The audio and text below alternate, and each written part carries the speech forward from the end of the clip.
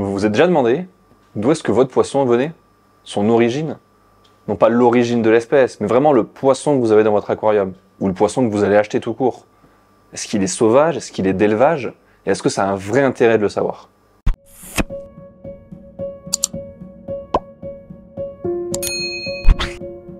La dernière fois, on s'était interrogé sur l'intérêt général de l'aquariophilie. Vous avez posé une petite question sur Instagram, vous y avez répondu, et on avait fait une petite vidéo à partir de là. Aujourd'hui, je vais essayer de parler plutôt de ce côté élevage et sauvage. Quel est l'intérêt lorsque vous allez acheter un poisson, de savoir s'il est d'élevage, s'il est sauvage, et au final, est-ce qu'il y a une grande différence entre chaque, et est-ce qu'on peut faire des stéréotypes en fonction de telle ou telle espèce, savoir si elle est forcément sauvage ou forcément d'élevage. Et vous allez voir qu'il y a quand même des petites subtilités en fonction de telle ou telle espèce. Bon, déjà, il faudrait poser le cadre et savoir qu'est-ce qu'un poisson d'élevage et qu'est-ce qu'un poisson sauvage. On va partir sur des définitions assez simples. Un poisson d'élevage, c'est un poisson qui est né dans une ferme d'élevage. Donc un poisson qui est né entre 5 morceaux de verre avec des parents qui vivaient déjà dans un aquarium. Il y a plein de petites subtilités qu'on peut y rajouter. Est-ce que les parents étaient d'origine sauvage? Est-ce que les parents étaient déjà des parents d'élevage? Ou est-ce que finalement c'était des pontes réalisés à côté, dans la petite rivière qui longe la ferme d'élevage? Ou bon, il y a plein d'exemples possibles. Pour le sauvage, pareil, on va prendre un cas assez simple. C'est un poisson qui vivait dans la nature, qui a été prélevé de manière juvénile, subadulte, voire adulte, et qui a été mis dans un aquarium. C'est très restrictif, mais pour ce qu'on va voir aujourd'hui, ça sera suffisant.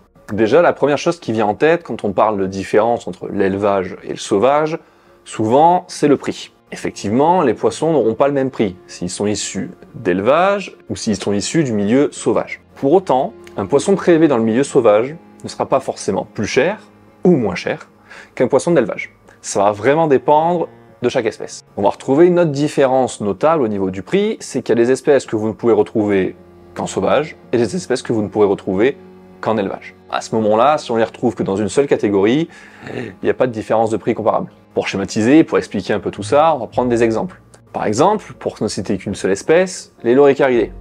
Effectivement, c'est assez compliqué d'en trouver d'élevage. Souvent les prix flambent parce qu'il est très dur, ne serait-ce que de les trouver en sauvage, mais alors en élevage encore plus. Donc si l'offre et la demande jouent, s'il y a très peu d'individus en élevage et plus d'individus en sauvage, forcément le prix de l'élevage sera supérieur. Qui plus est, on a aussi une conception, une forme de dictature, si on veut l'appeler, de l'élevage. Ça fait quelques années, quelques dizaines d'années qu'on nous rabâche les oreilles avec l'élevage, l'élevage, l'élevage. Donc forcément, les gens ont une tendance plus facile à accepter l'élevage et à penser que l'élevage est une manière plus pérenne de pratiquer l'aquariophilie. Donc forcément, si vous mettez ces mêmes personnes proche d'un simple choix, est-ce que je le prends d'élevage quitte à y mettre quelques euros de plus, ou est-ce que je le prends de manière sauvage et je paierai un peu moins? Certaines personnes vont se dire que l'élevage, mine de rien, c'est périn, ça a un apport supplémentaire, et en plus je suis à peu près sûr d'avoir un poisson en bonne santé et qui consommera les types d'aliments que je pourrais lui donner. Mais pour autant, est-ce que ce côté élevage, et donc poisson soi-disant plus résistant ou plus apte à consommer des aliments que l'on donne type granulés, paillettes, passifs aux poissons de fond, nourriture congelée, est vraiment une option valable. La question, elle est quand même compliquée, parce qu'il y a énormément de facteurs à prendre en compte, mais pour autant, un des facteurs primordiaux, c'est peut-être ce côté destruction de l'écosystème. Et ça va être le deuxième point, ça va être le côté quantité. Quand on parle de quantité, quand on parle de prélèvement de certains poissons dans le milieu naturel, on a tendance à s'affoler et à vouloir préserver au maximum ces poissons. Dans le sens où, si on les prélève dans la nature, alors ils vont finir par manquer et on va détruire des espèces volontairement et c'est pas notre objectif. Il faut savoir que l'homme, comme on l'a déjà vu, est un génie absolu. Pour détruire la planète, ça, il sait faire. Et si on y regarde de plus près, souvent, les prélèvements sauvages représentent des pourcentages très infimes des prélèvements des espèces type poisson notamment. L'homme prélève majoritairement du poisson dans ses mers, dans ses rivières, dans ses lacs pour manger et pas pour l'aquariophilie. Donc si on vient à parler quantité, pour le coup, le poisson dont on parle depuis quelques années, une bonne vingtaine d'années, c'est ce fameux Cardinalis. Bon, le Cardinalis, c'est un poisson qu'on a importé de manière colossal depuis des années et des années. Pour autant, on s'est rendu compte que l'élevage de ce poisson était beaucoup plus cher et compliqué que simplement le prélever dans la nature. Les populations de Cardinalis sauvages vont très bien. C'est mesuré, quantifié pour que les populations sur place aient la possibilité de se reproduire. Effectivement, si on prélève un certain pourcentage de poissons qui n'auraient de toute façon pas survécu parce que manque de nourriture, etc., certes, on peut prendre en compte que bon, c'est des poissons qui auraient servi à nourrir d'autres poissons ou d'autres espèces, mais grosso modo, au vu du nombre, on ne bouge pas grand-chose. Encore une fois, on est capable de détruire tous les écosystèmes autour, donc déjà de faire baisser la biodiversité. Donc c'est pas quelques poissons prélevés correctement qui vont finir par poser problème. Le troisième point que l'on peut nettement distinguer entre ces deux possibilités, c'est le côté qualité et fragilité des espèces. Là, il y a vraiment deux cas. Donc le premier cas, comme on l'a vu, c'est un poisson qui est né de parents d'élevage dans un aquarium d'élevage. À ce moment-là, on sait que c'est un poisson qui est habitué à vivre dans des paramètres d'eau proches de celui que vous avez à la maison. Donc, depuis l'éleveur jusqu'au revendeur, jusqu'à chez vous, les paramètres d'eau ne devraient pas trop le gêner. Un poisson sauvage, lui, il a vécu, pendant le temps qu'il a vécu, dans son milieu sauvage, il est habitué à ces paramètres, il a commencé à grandir, voire même à grandir dans cela, il est récupéré par un importateur généralement, qui le place dans un aquarium. Généralement l'importateur il sait à peu près ce qu'il fait, il sait qu'il a pris dans tel endroit, à telle rivière, l'inverse, telle rivière à tel endroit, et donc les paramètres d'eau, il peut les reconstituer. Le souci, c'est pas tellement la personne qui va l'acheter après, puisque la personne qui va l'acheter après, si elle se soucie de ce côté sauvage ou élevage, elle sait pertinemment quels paramètres donner pour tel ou tel poisson. Le souci, ça va plutôt être la perte d'information. Et oui, si tel poisson a été pêché à tel endroit, mais que on va vous le vendre sur une autre signification, comment voulez-vous retrouver les paramètres donnés, les paramètres initiaux de ce poisson? Donc encore une fois, un poisson sauvage ne sera pas plus fragile vis-à-vis des paramètres si vous lui offrez les bons paramètres, à condition que vous les connaissiez. Ce qui nous emmène sur notre quatrième point, ce fameux origine finalement du poisson. Oui, les poissons d'élevage, bon, on va vous donner l'origine géographique de l'espèce, mais pas forcément l'origine d'où il vient. Si on prend la planète Terre, il y a deux grands axes d'élevage actuels, et ça commence bien sûr à se multiplier partout sur la planète. Et généralement, quand on prend l'Asie du Sud et l'Europe centrale, l'Europe de l'Est, on a les deux points qui fournissent l'Europe. On va retrouver des points également en Amérique du Nord, mais pour le coup, c'est des sources d'importation qu'on utilise moins en Europe. Sauf bien sûr pour le sauvage. Si votre poisson il vient d'Amérique du Sud de type sauvage, on l'a pas pêché en Asie. Donc d'un côté, vous avez un poisson dont le nom ou l'origine provenait de tel endroit. Vous pouvez en être sûr s'il est sauvage. Effectivement, s'il a été prélevé dans ce lac, ce qui existe souvent pour les Malawi ou le lac Tanganyika, ce genre de poisson-là, vous êtes sûr. Ils viennent là-bas, c'est l'espèce, normalement on peut pas trop vous mentir, sauf sur le fait qu'il soit sauvage ou pas. Ça, c'est encore autre chose. Le poisson d'élevage, vous pouvez demander, c'est pas sûr qu'on sache vous répondre. C'est vrai que telle ou telle espèce est connue pour être plutôt élevée de ce côté-là du globe, telle ou telle de l'autre côté du globe. Mais franchement, réussir à déterminer qui vient vraiment de là ou de là ou de là, c'est une galère et on peut vraiment vous raconter ce qu'on veut.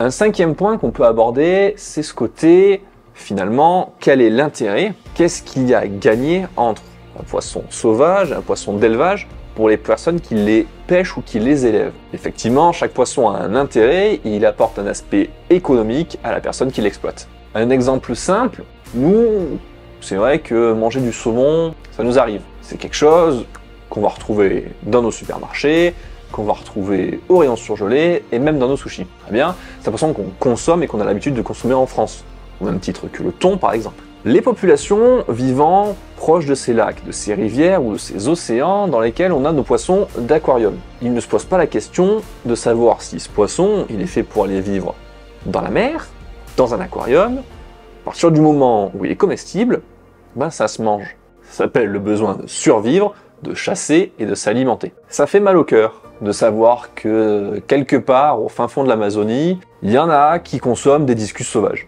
Il y en a qui se font des brochettes de scalaire, bref, tout ce qui peut être comestible au final. Pour le monde de l'aquariophilie, c'est dommage. Pour le côté financier, c'est dommage aussi. Au final, quand on pèse le pour et le contre, financièrement parlant, du poisson à manger et du poisson ornemental, d'aquarium, le poisson ornemental au kilo, ça rapporte beaucoup plus. Donc finalement, ce côté financier, ce côté apport sur place, si on met de côté, effectivement, ce côté de consommation, on se retrouve avec des gens qui en vivent, des gens qui vont aller pêcher ces poissons dans la rivière pour pouvoir les vendre à des importateurs, et vice-versa. Pour l'élevage, vous allez avoir des personnes qui vont élever ces poissons pour les vendre à des exportateurs.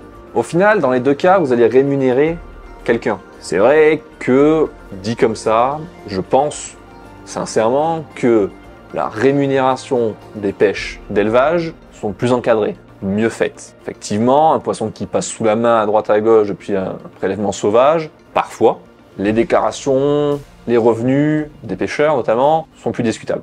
Comme je le disais tout à l'heure, au final, on a une grande culture qui nous est imposée, en tout cas proposée, de l'élevage, surtout en aquarium d'eau douce. En aquarium d'eau douce, plus de 90%, presque 95% des poissons généraux que vous allez retrouver dans n'importe quel point de vente sera proposé d'élevage. L'eau douce, c'est étendu, c'est multiplié et les possibilités de reproduction étaient plus faciles que l'eau de mer. Pour autant, on retrouve toujours du sauvage, que ce soit par obligation, puisqu'on ne sait pas le reproduire, comme vous le disait Steph par exemple, on arrive à reproduire certains poissons avec des méthodes plus ou moins barbares, en injectant directement des produits, de l'hypophyse de carpe, dans le poisson. Moralement, c'est douteux. Mais au final, est-ce qu'on est vraiment bloqué dans cette possibilité de élevage ou sauvage? Concrètement, il existe les deux. Les deux sont proposés. À titre personnel, j'ai eu une expérience il n'y a pas très longtemps. Je cherchais pour mon aquarium marin un Sachiropus splendicus. Un tout petit poisson mandarin, un dragonnet bleu, c'est magnifique. Il y a deux façons d'en obtenir, du sauvage ou de l'élevage. C'est pas très compliqué. Entre le premier sauvage et le deuxième, il y a 3 fois le prix. Le sauvage, vous allez le retrouver entre 40 et 50 euros, quarantaine d'euros généralement. C'est des poissons qui sont un peu plus grands, entre 5 et 7 cm, et qu'on peut vous assurer à chaque fois, oui, ils mangent. C'est compliqué à nourrir, ça mange de la microfaune, on va pas rentrer dans le détail, mais bon, compliqué. Puis vous en avez d'élevage, qui vont faire entre 1 et 2 cm, qui eux, pour le coup, s'ils sont bien d'élevage, consomment les nourritures habituelles beaucoup mieux, en tout cas le congelé, voire même certaines paillettes et certaines granulés, ça c'est super. Par contre, entre 1 et 2 cm, vous le retrouvez entre 120 et 150 euros, pour un poisson 3 fois plus petit, 3 fois moins de centimètres, 3 fois plus cher. Et pour autant, ça laisse poser un débat. Est-ce que j'achète plus grand, moins cher, au risque de laisser ce poisson mourir dans mon bac, ou est-ce que j'achète plus petit, un peu plus cher, et j'ai beaucoup plus de chances de le maintenir correctement? Ça, c'est un débat que Monsieur Récipicatif a déjà eu sur sa chaîne. Et pour le coup, ça explique et ça résume super bien le cas. Et en plus, ça m'est arrivé personnellement. C'est pour ça que j'ai repris cet exemple. Si tu passes sur la chaîne, salut à toi. Bon, ça c'est un exemple où, pour le coup, le choix de l'élevage semble une vraie voie de raison. Mais pour d'autres poissons, où il n'y a pas le choix, comme je le disais tout à l'heure, certains loricaridés sont trouvables uniquement en sauvage, parce que l'élevage n'a pas encore lieu, parce que c'est compliqué, ou il y en a vraiment très peu. À ce moment-là, effectivement, vous avez des poissons qui vont avoir des besoins spécifiques. Si vous les respectez, ça se passera très bien. Par exemple, pour en parler un peu de moi, ça fait longtemps qu'on n'a pas parlé de moi, dans mon bac, j'ai des discus origine Stenker. Super éleveur allemand, bon, peu importe, élevage. Et pour autant, dans le fond, j'ai des loricaridés sauvages. Et ça se passe bien. Je fais attention, je sais que les origines sont différentes, donc les résistances à certaines maladies ne sont pas les mêmes. Les maladies qu'on va retrouver généralement dans l'élevage, c'est plutôt tout ce qui va être dérive génétique ou problème inné à des reproductions entre elles. Effectivement, si vous prenez une population, que vous l'isolez et que vous la rendez résistante aux maladies initiales de l'espèce, ça ne veut pas dire qu'elle sera résistante à toutes les maladies. Ça ne veut pas dire qu'elle sera résistante globalement. C'est juste qu'elle sera résistante à certains points. Pareil pour le sauvage. Le sauvage, il n'a pas forcément eu de sélection. On n'a pas vu que tel ou tel individu résistait mieux à une maladie commune du point blanc, par exemple. Donc on a sélectionné plutôt ces parents-là. Non, eux, ils viennent du milieu sauvage, on ne sait pas trop leur descendance, et pour le coup, on sait à quoi ils vont être sensibles.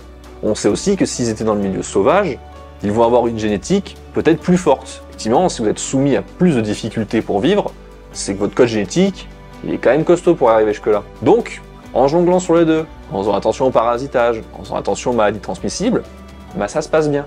Au final, quand il n'y a pas le choix, que vous voulez tel ou tel poisson, qui sont disponibles que en élevage, vous serez obligé de les acheter en élevage. Si vous voulez un autre poisson et qu'il n'existe qu'en sauvage, ou du moins trouvable que de forme sauvage, eh bien vous pouvez y aller. Il n'y a pas de souci tant que vous faites les choses correctement. Pour moi, c'est deux milieux, et c'est une conception qui va regrouper beaucoup d'aquariophiles, où l'élevage c'est super, ça permet de faire de la conservation, ça permet d'avoir des poissons plus facilement, en plus grand nombre, mais en faisant toujours attention. Est-ce que le fait de reproduire des poissons toujours entre eux sans ajouter de sang neuf, ça crée pas des dérives génétiques? Est-ce que le poisson que j'achète, s'il est d'élevage et que ça fait 15 générations qu'il est dans un aquarium, est-ce qu'il ressemble toujours à mon poisson sauvage? Est-ce que ce que je veux acheter au final, c'est un poisson qui a un comportement sauvage, ou est-ce que c'est un poisson qui a un comportement aquarium, qui a plus rien à voir avec un poisson sauvage, mais qui esthétiquement est beau? Ça, c'est des questions qu'il faut se poser quand vous achetez un poisson, si moralement vous voulez être d'accord avec vous-même. Si c'est pas le cas et que vous voulez juste avoir un aquarium avec des poissons pour en prendre soin et que ça se passe bien, pas de souci. C'est une façon de faire l'aquariophilie. On fait tous l'aquariophilie comme on veut. Un dernier petit point qui vient de turlupiner, le semi-élevage. C'est un point qu'on voit de plus en plus, qui apparaît, je trouve, de plus en plus régulièrement. C'est un peu tendancieux. À la fois, c'est de l'élevage, mais pas complètement. On joue un peu sur les deux tableaux. Donc, soit ça nous rebute direct, en nous disant, bon, je sais pas du tout d'où il sort, je prends pas le risque, je sais pas s'il est d'élevage, je sais pas s'il est sauvage vraiment. Allez, il peut combiner les défauts des deux, je prends pas. Ou au contraire, il a peut-être les avantages des deux, du coup je prends. C'est vrai que y a eu un peu ce côté où finalement, si je mets 4 piquets dans l'eau, un morceau de grillage et que je viens de donner à manger tous les jours, est-ce que c'est pas un peu des poissons d'élevage? Honnêtement, je pense que c'est un peu se foutre de votre gueule. Par contre, si c'est des poissons quand ils sont dans des grandes mares fermées, avec des parents issus sauvages, mais que quand même on vient leur donner à manger, que finalement c'est un lac, on va dire, mais que je fais des changements d'eau comme dans un aquarium, que j'apporte des qualités d'eau différentes, est-ce que les reproductions, pour autant, elles sont semi-élevage, puisque finalement elles sont pas vraiment dans un aquarium, mais elles sont pas non plus dans le milieu naturel. Ouais. C'est pas facile tout ça, hein. Pour conclure tout ça. Si vous faites attention aux origines, à ce qu'on vous communique volontairement ou à ce qu'on vous cache volontairement sur tel ou tel poisson, que vous trouvez ce qui vous correspond. Comme moi par exemple, un mélange entre élevage et sauvage. Si votre but c'est de faire un aquarium avec des poissons uniquement sauvages, parce que vous estimez que la souche elle sera beaucoup plus pure et elle ressemblera beaucoup plus à ce côté naturel que vous cherchez, faites un aquarium avec des poissons sauvages. Si vous cherchez quelque chose de plus responsable, respectueux de l'environnement, parce que vous estimez que le prélèvement sauvage, c'est mal, partez sur des poissons d'élevage, uniquement. Dans les 2 cas, 3 cas, 15 cas qu'on peut évoquer, si vous faites ce que vous voulez, ce qui vous plaît, ce qui vous rend heureux dans l'aquariophilie, c'est ça, l'aquariophilie que vous pratiquez. Si vous ne faites pas de mal aux poissons, si vous ne faites pas de mal à vous-même, alors pourquoi s'en priver? Bon, vous l'aurez compris, l'aquariophilie et ce fameux débat sauvage-élevage, finalement, est-ce qu'il a un vrai intérêt? Est-ce que finalement, c'est pas juste une façon de penser, une volonté de faire l'aquariophilie de telle ou telle façon? On va utiliser la chaîne intelligemment. Si vous jugez que pour vous, c'est mieux l'élevage ou le sauvage ou le mélange des deux, vous mettez en commentaire ce que vous pensez. Quelle est l'aquariophilie que vous souhaitez pratiquer? Comme ça, moi, 1, je peux lire, et 2, je peux apprendre de vous. Essayez de comprendre pourquoi vous avez tel ou tel cheminement de pensée. Bon, du coup, vous l'aurez compris, mon avis, c'est le mélange des deux est une bonne chose. Il n'y a pas de bonne ou de mauvaise façon de pratiquer l'aquariophilie. Il n'y a que des bonnes ou des mauvaises manières de prendre soin d'un animal. Prenez soin de vos poissons, prenez soin de vos aquariums, et nous, on se retrouve bientôt pour une nouvelle vidéo.